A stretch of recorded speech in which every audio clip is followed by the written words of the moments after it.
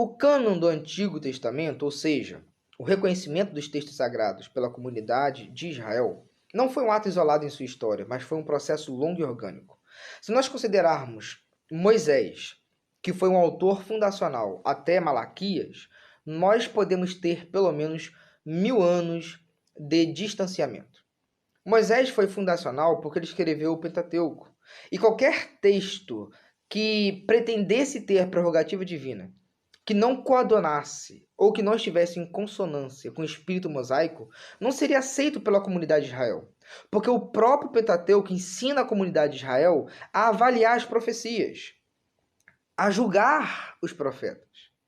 Mas o próprio Pentateuco disse que haveria outro profeta e que toda a comunidade deveria ouvi-lo. Nós sabemos que se cumpre em Jesus. Mas isso nos ensina uma outra verdade, que o Pentateuco, por mais que fosse a base da revelação de Deus, não era toda a revelação de Deus. Era um critério para que as outras revelações fossem julgadas. Pois bem, a comunidade de Israel, tendo Moisés em mãos, os textos de Moisés em mãos, poderia então julgar e colecionar outros textos, a lei de Deus, e assim indo montando o cânon do Antigo Testamento. Então a comunidade de Israel tinha essa consciência canônica, que peneirava os textos e dava assim a chancela canônica por meio dos escritos de Moisés. Josué, que foi o sucessor de Moisés, no capítulo 24 do seu livro, disse que o seu texto foi acrescido à lei de Moisés. Ou seja, os textos de Josué também foi reconhecido pela comunidade de Israel como canônico, porque também foram postos ao lado da Arca da Aliança, recebendo o mesmo status dos textos de Moisés. Em 1 Samuel capítulo 10, o profeta Samuel vai falar que os reis devem estar subordinados aos seus textos, às leis de Deus, que também serão colocados perante o Senhor, provavelmente fazendo uma alusão à Arca da Aliança, e com isso ganhando status de peso, tal como Moisés tinha. Então, observe que há um processo histórico de canonização de textos, de reconhecimento de produção literária sagrada na comunidade de Israel, que tinha como função precípua trazer Jesus à história, mas também de revelar a verdade ao mundo.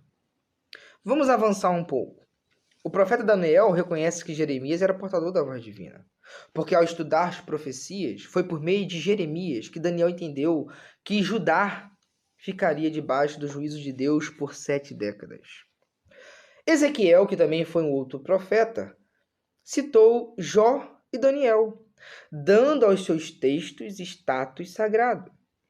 Quando nós chegamos no período pós-exílico, há duas categorias interessantes que saem da boca de Esdras: a lei e os profetas.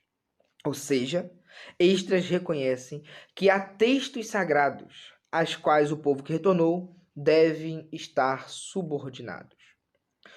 Por fim, quando nós chegamos nas páginas do Novo Testamento, com o grande judeu, que é Jesus Cristo, ele faz menção de uma tripartição do Antigo Testamento que é reconhecido pelos judeus: a lei, os profetas e os escritos.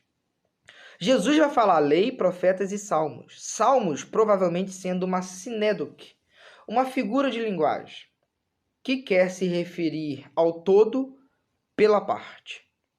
Então, observe que quando nós chegamos em Jesus, há em Israel um reconhecimento de um cano fechado. Há em Israel um reconhecimento de textos sagrados.